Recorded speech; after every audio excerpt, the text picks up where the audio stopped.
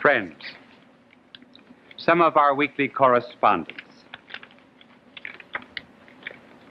This comes from Wilmington, Delaware. It seems that a Father Henry Miller there on Sunday morning was instructing a group of school children on sacrifice. He talked for about half an hour, and then he said, "What is a sacrifice?" And one boy answered, "A sacrifice is when my mother makes me watch Bishop Sheen and I want to watch the Lone Ranger."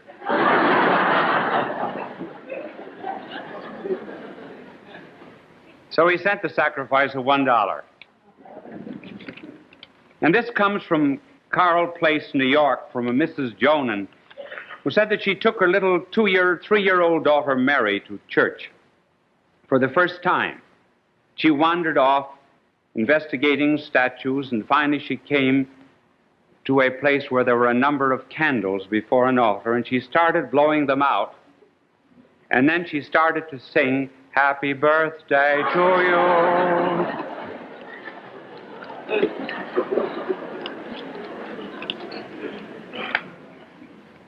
And this comes from Atlanta, Georgia. And what is important about the letter is, of course, a reference to a birthday. It comes from Charles Jackson. But I must read you all of the letters so you'll get the full flavor of it. "I took a little TV survey of my own tonight, and I felt that I should let you know how it turned out. I called 10 persons here in Atlanta. Just by opening the telephone book and going down the list. Out of 10 I called, 7 were watching you, 3 were watching Romeo and Juliet. No one was watching I Love Lucy. On my 10th call, I asked a man who was watching Romeo and Juliet why he was not watching Bishop Sheen. His answer was, well, it's getting near Lent, and I thought I'd give up something so it wouldn't become a habit."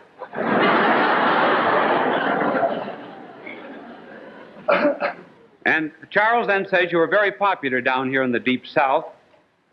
Well, now I better go. Homework calling. And as you say, God love you. Charles." Postscript.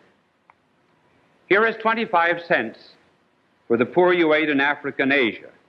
I was going to buy a birthday card for my girlfriend. I hope you understand that this may be the ruination of my romance."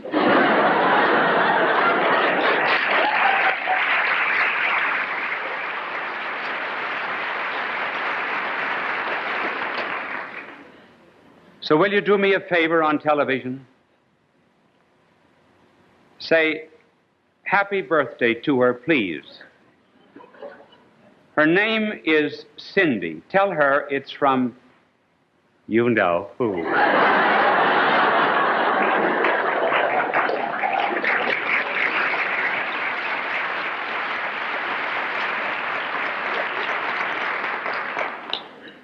Happy birthday, Cindy.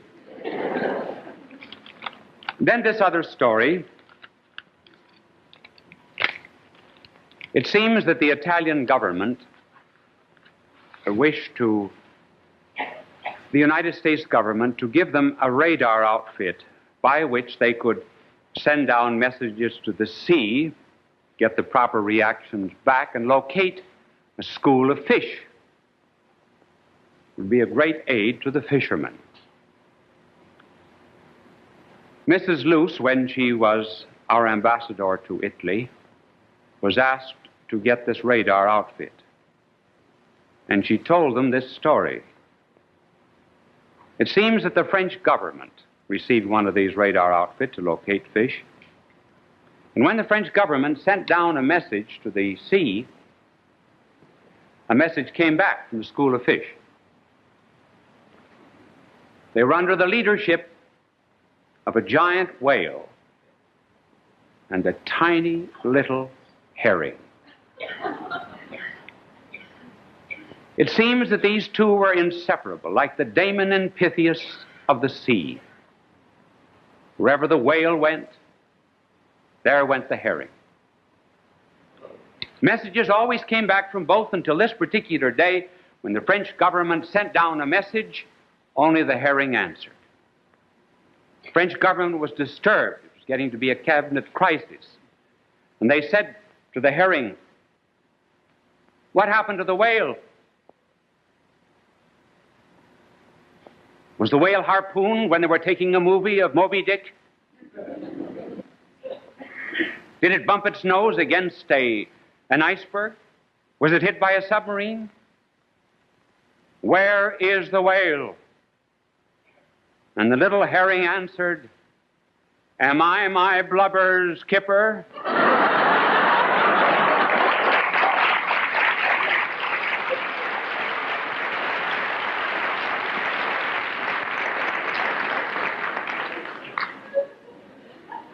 Now, after that, you ought to hear a few ideas on how to psychoanalyze yourself.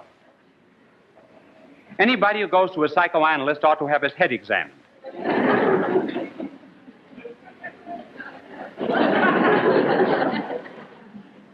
So let's examine ours. And we will try to determine what makes a person normal, and also what are the indications that one is becoming not so abnormal as to need a psychiatrist, because where there are serious cases of mental illness, these must be cared for by a psychiatrist, and psychiatry belongs in the domain of medicine, not in the domain of psychology. We're not concerned with those. Now, what is the difference between people who are normal and those who have a tendency to be abnormal? Well, the first difference is this. The normal person has a goal or a purpose in life. Those who are beginning to be abnormal and are losing peace of soul have no goal or purpose in life. First of all, the normal have a goal. Just as you would not have a gadget in your house 10 minutes without asking, "What's it for?" So you ask the same thing about life. House is made to live in, a church is a place of worship. So man must have a purpose. And the normal people decide on that before they decide on anything else. And the ultimate normal purpose of man is to be happy. Now, happy in that which constitutes his personality. What man wants as his final goal is life, not life for 5 more minutes, but just enduring life. Secondly, he wants truth, not the truth of geography to the exclusion of science, but all truth. And thirdly, he wants love, not a love that has hate and satiety in it, but an enduring ecstatic love. This is the normal goal of human beings. And perfect life and perfect truth and perfect love is the definition of God. In other words, in seeking happiness is seeking God. Now, there's a principle in philosophy that the first in intention is the last in execution. Suppose you intend to go to Washington from New York. That's first in your intent. But it's the last place you get to, because you have to go through Newark and Philadelphia and Camden and Baltimore before you get to Washington. So too a person has to decide, first of all, what is the ultimate goal of life. In fact, so important is this for people that whenever you sit down in a dentist's chair, before the dentist starts boring you, he has a right to ask you your philosophy of life. Because if your philosophy of life is wrong, he can't be sure that you'll pay your bill. Apropos of a dentist, I heard Red Skelton say not very long ago, he told the story of a Texan who went to a dentist. And the dentist examined his teeth and said, "Your teeth are absolutely perfect." The Texan said, "Drill anyway. You may hit something."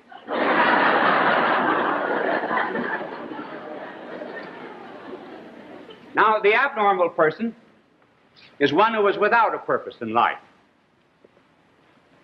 The abnormal person has just a succession of petty little goals. He's very much like, for example, a farmer who might plant wheat one month and then tear up the wheat and plant corn, then tear up the corn and plant alfalfa. Or he's like a radio station that's tuned into 2 or 3 stations at the same time and getting only static. Minds that are tending to be abnormal are not fixed on any ultimate destiny. They read a book and they're a materialist one week and they're an idealist the next and the communist the next. They lay tracts down on Monday, tear them up, and lay them in another direction Wednesday or Thursday. Very often they're like those of whom Confucius spoke.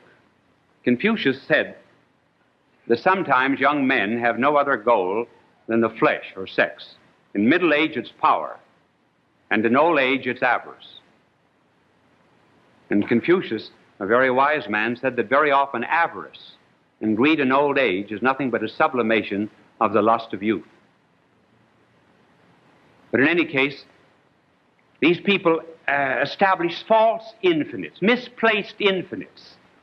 They will, for example, try to make a god of the flesh.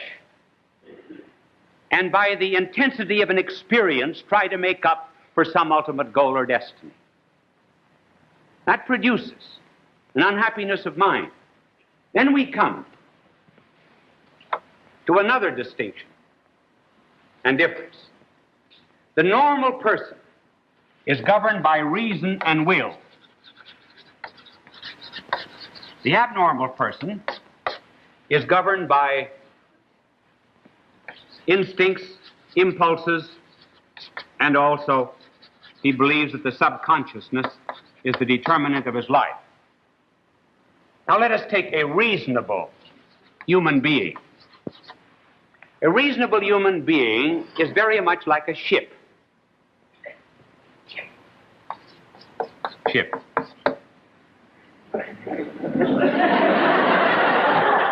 You laugh at me before I get started. I know it's that bad, but I can't help it.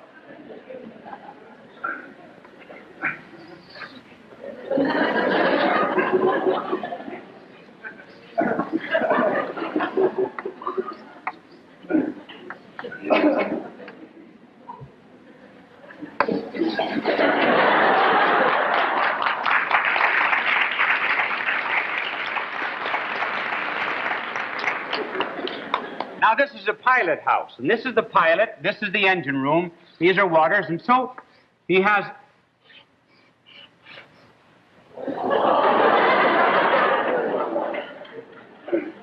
That star looks as if it were out all night.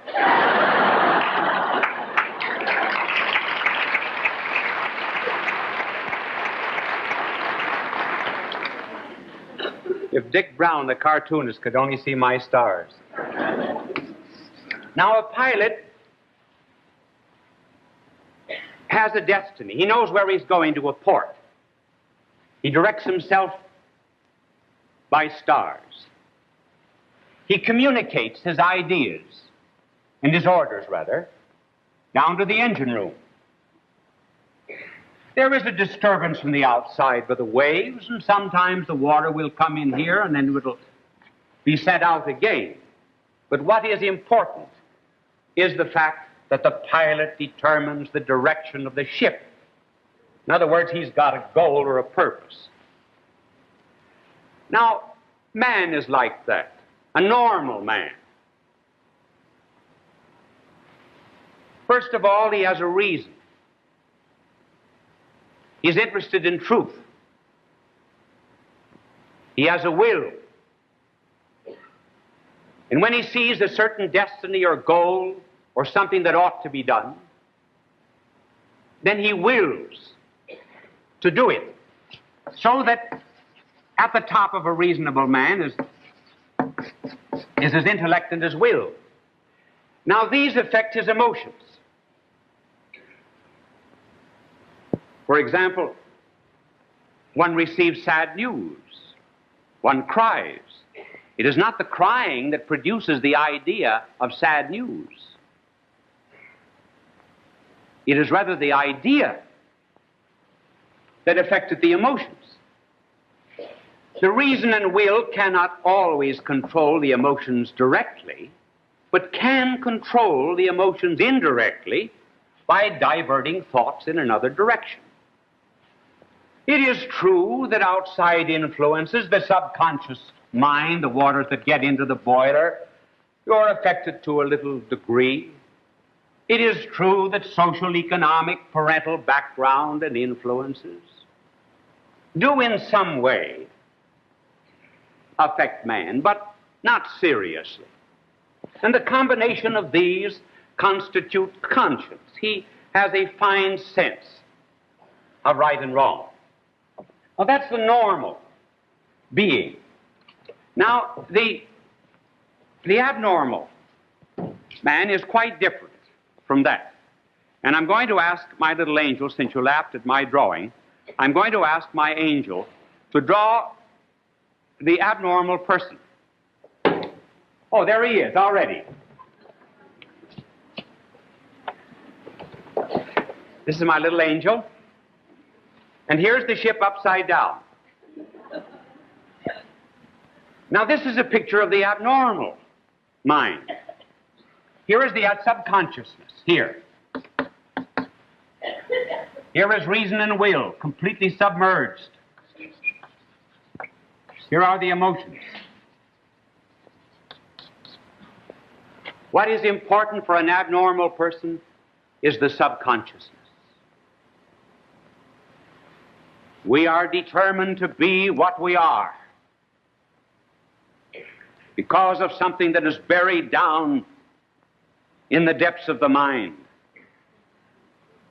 This may be part of the heritage of the collective unconsciousness of the human race. So they say. Well, what role does reason play? Reason is only to justify. Find excuses very often for the way that one acts. What is the will? Is that important? No. The will is just an arena where the conflict takes place. So it is the subconsciousness in an abnormal person that completely determines his whole life. Reason and will, therefore, are unimportant. Hence, he's not concerned about objective things. For example, a star, a port. Those do not interest him. He's interested only in finding out what is here in the depths. And that's why he's so keen on analyzing, not thinking out reasons. Hence he will, if he hears a fine piece of music, he's not so much interested in the music, but the way he feels when he hears the music. He watches a drama. He's not particularly interested in the unfolding of the plot. He's interested rather in the way that he feels when he sees the plot unfold. So, you would explain, for example, the fact that you cry when you eat an onion, get near an onion, is because you once were eating an onion and received news that you were disinherited, and you've cried ever since whenever you had an onion.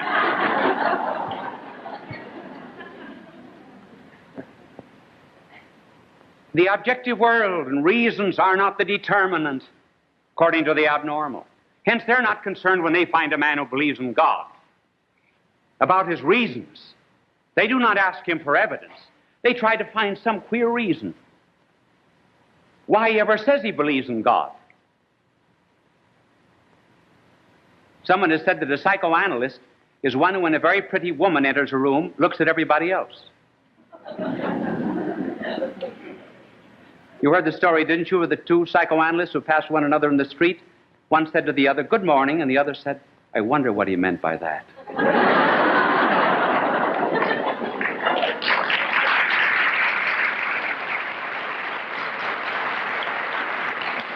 And so, they live in a world not of reasons, but they live in a world of dreams. And all dreams have a tremendous meaning. And they are, for the most part, unfulfilled sex desires. Ah, if you only knew the depth of the dream world. Here's a story that I think explodes all this. exaggerated belief in the subconsciousness of the determinate of rational beings.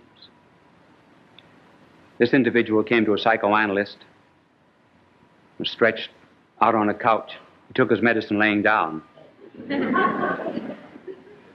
said, "What did you dream about?" He said, "I dreamt that I was out rowing. And there came over me a great desire for chocolate, and before I knew it, there were on my lap 2 Hershey bars." Psychoanalyst said, "Identical Hershey bars?" "Yes." "Do you know any people who are identical?" "Yes." He said, "There are some twins that pass my house every day. Identical twins, aged about 22, 23. How are they dressed?" "Brown." "Wear any jewelry?" "Yes. Little silver on the brow." "Well, can't you see that that's just a repressed desire, libido, for the twins? Come back and see me in 2 weeks." So he came back again, stretched out on the couch. The psychoanalyst said, "What did you dream about?" He said, "I dreamt about the twins. And if you tell me that has anything to do with 2 Hershey bars, I walk out."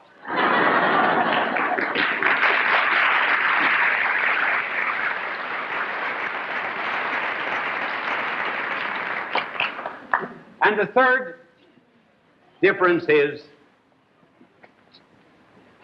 that the normal person believes in repressing the excesses of the lower instincts in order to express his reason and his will and his potential for divine grace. So there is a repression, to be true. There is also a repression for the abnormal. But the repression here is not of the lower instincts. It's rather the repression of the reason and the will in order to give an outlet for the lower instincts. There's no such thing as there being only repression in life. There's never a repression without an expression, never an expression without a repression. For example, an alcoholic man represses his love of alcohol. He's expressing for the moment a consideration for his wife. If he represses a consideration and love for his wife, he's expressing his alcoholism. You never have one without the other. Here's the repression of what is base and low. And not because any passions or instincts are wrong.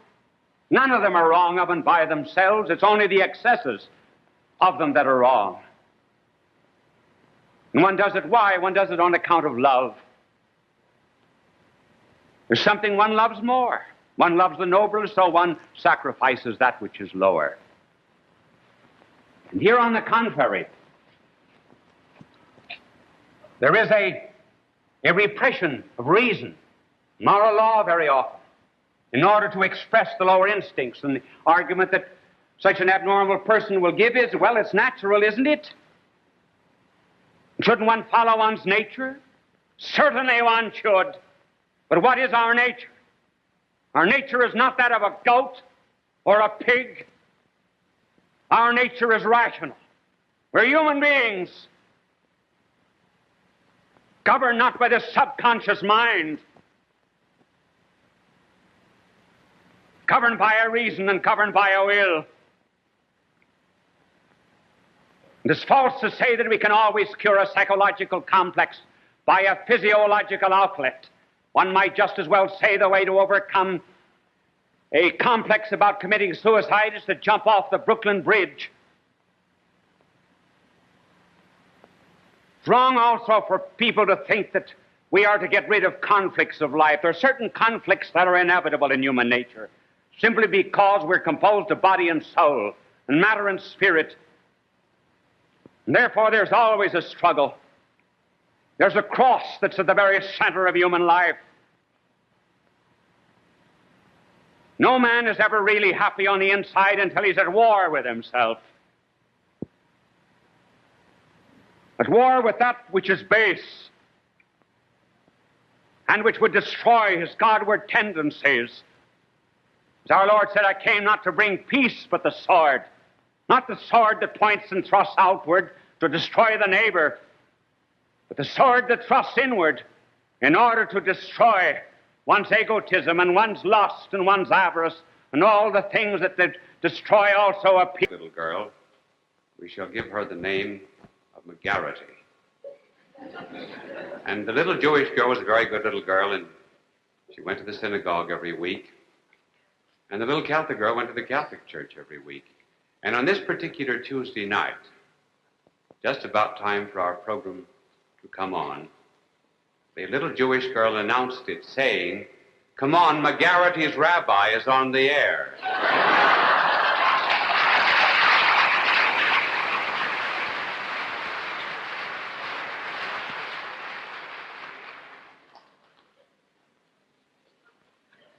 Our subject for this evening is education. As you know, considerable fun has been poked at it. Will Rogers once described college bread as a 4 years loaf.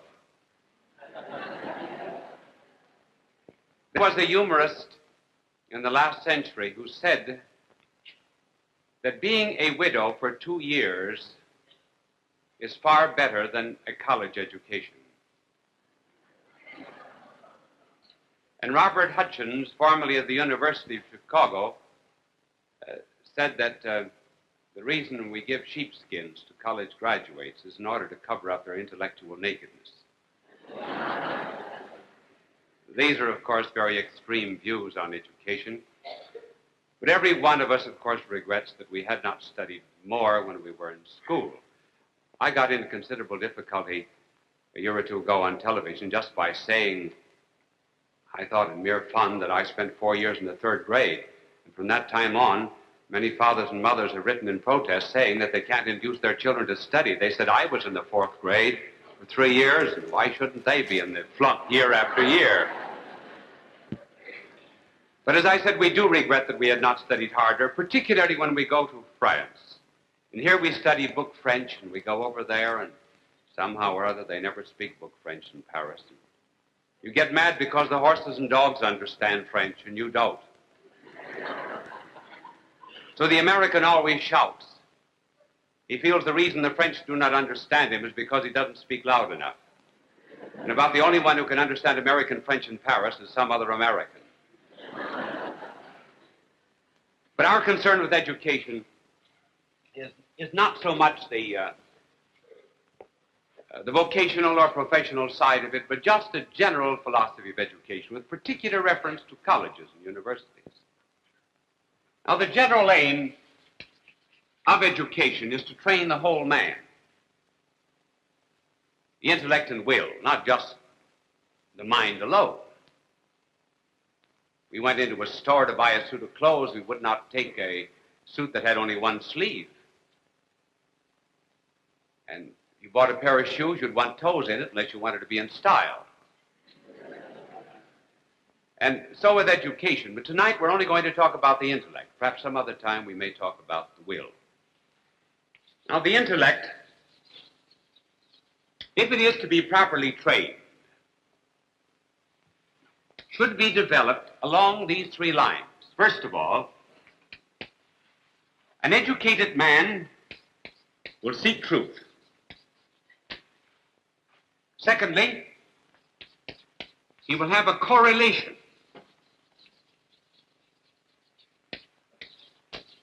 of studies. That is to say, one subject in his college will be related to another subject. And thirdly, there will be depth, particularly the deepening of mystery. First of all, truth. The purpose of education is not just to train us for democracy, not to train us to make a living. The purpose of education is to acquaint us with truth. Truth about everything. Truth in a certain sense is narrowing. I know. Before you go to school, you're free to believe that Shakespeare was born in 208. And then you have to believe that he was born in 1564 and died in 1616. I hope that's right. I haven't looked that up. That just came right out of my unconsciousness. And We have to know the truth of science, the truth of literature, and above all, the truth of man. We're not able to serve democracy unless we are true human beings. We cannot make a living, for example, as an engineer, unless we know the truths of engineering. Beyond all these particular truths, the one basic truth that we have to learn is, of course, the truth of our own existence. We would not have a gadget in our house 5 minutes without knowing the meaning of that gadget. And yet some people will live 10, 20, 50, 60 years without knowing why they are here or where they are going. And when life is meaningless, it's very dull. And it is this absence of a goal or purpose that makes so many people full of worries and anxieties, fears, psychoses, neuroses. After all, what's the use of living unless we know the purpose of living? Therefore, the first thing that education should give us is, what is the truth about a man? Why was he made? We will not develop that in detail. His ultimate purpose, when all other purposes are satisfied, is to attain perfect life and truth and love, which is the definition of God. Now, why is truth important? There is a principle in psychology that is called ideo-motor. That means that every idea has a kind of emotive power. It tends to work itself out into act. Suppose you're at a football game. You're in the stands where you can see the plays readily. And from this superior position of yours, you see a fullback swinging around right end. But you see an opening around tackle. And so you move this way. You had the idea in your mind, and the idea worked itself out into act. As a matter of fact, every idea that we do have tends to some kind of expression. That is why very often our actions betray our ideas. Some say it doesn't make any difference what you believe, it all depends upon how you act. That is nonsense, because we act upon our beliefs.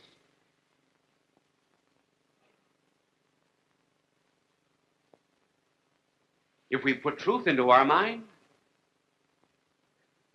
then we will lead truly human lives. Now, if every idea works itself out into act, see how important it is to put true ideas into our mind? We ought to treat our mind just exactly as we treat our stomach. We do not put garbage in our stomach. So we have pure food laws. But our stomach is not nearly as important as our mind. And some people read murders, headlines, whenever there's a hatchet murder. Wonderful. Some newspapers delight in a story of that particular kind. Well, think of putting infidelities, disloyalties, slanders, backbitings, and all of that into one's head. It's all going to work itself out into act eventually. That's why it's important to keep the right kind of thoughts in one's head. But it may be objected, well, how about evil? Should we not know evil? The old Greek Socrates said that evil is ignorance. That is not true. Otherwise, the more educated you were, the better, the more educated you were, the more virtuous you would be. Education does not deliver us always from evil. Sometimes education makes clever devils instead of stupid ones. And if we have to have a choice between the two, we might prefer the stupid. And then, from another point of view, when it is said we must know evil, it is well to understand how we might know it. When Satan tempted our first parents in the Garden of Paradise, he said to them, God has forbidden you to eat of this tree of the knowledge of good and evil. The reason he did that was because God himself knows the difference between good and evil. And if you know the difference between good and evil, you will be like God. Therefore, eat the tree. Know good and evil as he does. And Satan says, and you will be as gods. What was the fallacy? Fallacy was there are two ways of knowing anything. For example, you can know typhoid fever. Well, as I know it now, negatively. I do not have it, so I just simply negate it. There are some people who know typhoid fever experimentally. They have it. Now, how does God know evil? He knows evil negatively. How do we know evil? We know evil like the typhoid fever patient knows typhoid. It gets into us, and it works its way out. Not only through the alleys and the gateways of our body, but all through our lives. And it eventually begins to possess us. It's one thing to know intellectual errors, but another thing to know evil deeds experimentally. We may be captured by them. Hence, the goal of all education is to know truth. As our divine Lord said, the truth will make you free. Some people think that freedom alone makes truth. No, freedom alone does not make truth. It helps discover it. It's very essential for it. But the real freedom comes from the truth. Only when you know the truth about an airplane are you free to drive it.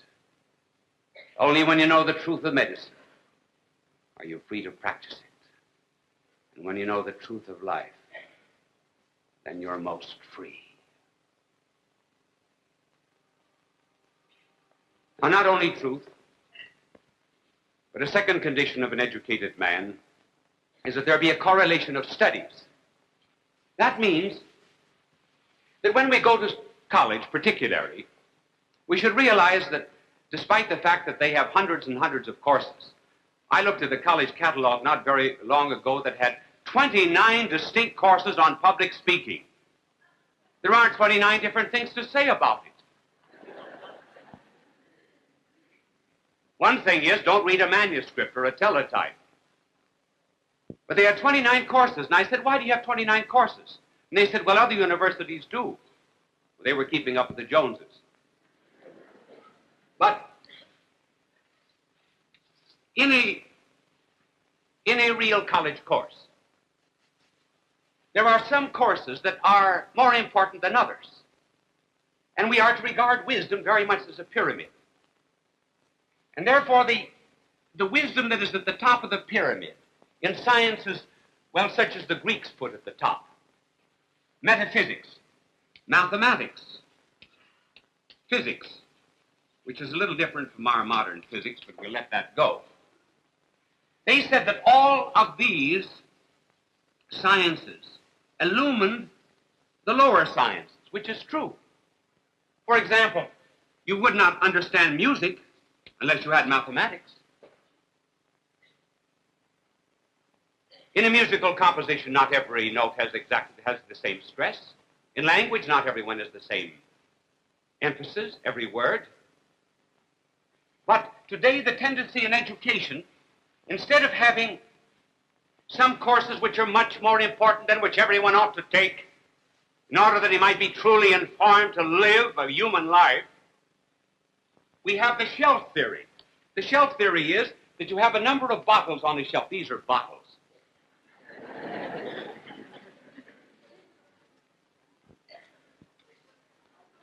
The camera will stand back when I draw, please. Now, the idea is, when you go to college today, is it doesn't make any difference what course you take. You just elect any course that you please. And at the end of 4 years, you collect 64 bottles, 64 credits. It doesn't make a particle of difference what's in the bottles. Sand, water, milk, makes no difference what. They all have equal value. Bring them to the dean, and you'll get a sheepskin. The result is that people today are not getting the education that they ought to receive. They got a congerie of unrelated and disconnected and disjointed subjects, but they cannot put them together. A really educated man sees a relationship between various branches of knowledge. For example, between science and theology, between history of the Old Testament, and so forth. On the other hand, our assumption today in education is that no one subject is more important than another, and what is important is that you count something that has never been counted before. If you do that, you're supposed to really deserve a PhD. And that is the reason we have really peculiar theses. I know a university that has counted the datives, the vocatives, the ablatives, and the genitives in Virgil, the infinitives in Augustine. Did you know that there was a university that gave a PhD thesis degree for the thesis, 4 Ways of Cooking Ham? Did you know that there was a university that gave, imagine, a doctorate philosophy degree? It almost makes you want to forget philosophy. They gave a PhD degree for a thesis on 4 ways of dishwashing. Then there was an MA thesis given, or degree given, for a psychological study of the post-rotational eye movement of squabs. But I think the prize is that university, and I do not mention the name of any of these universities. It was the university that gave a PhD degree to the student who wrote on the microbic content of cotton undershirts.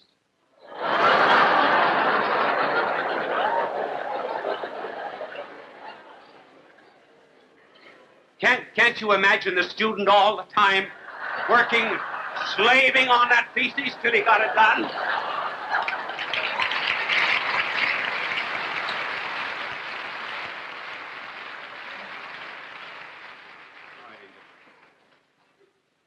Therefore, not only the knowledge of truth, and not only a correlation of subjects with certain subjects which ought to be essential, so that a man will be truly educated, but finally, a truly educated man will also have a philosophy of life. That is to say, he will be so educated that he will deepen the mystery of things, increase his knowledge of one particular thing. Here's an example of increasing knowledge. Take, for example, the atom. Now, a man who's truly educated would know that the atom in the 19th century was considered as homogeneous, like a billiard ball, all matter.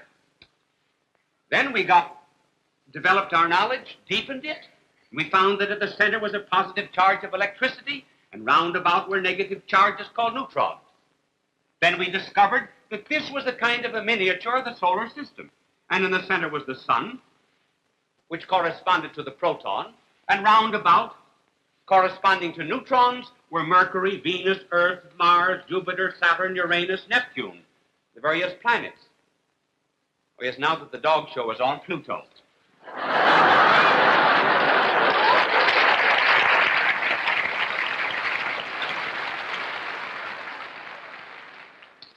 And then the knowledge was deepened a little more, as Sir James Jean said. Now we discovered that the most scientific explanation of the universe is that everything is light.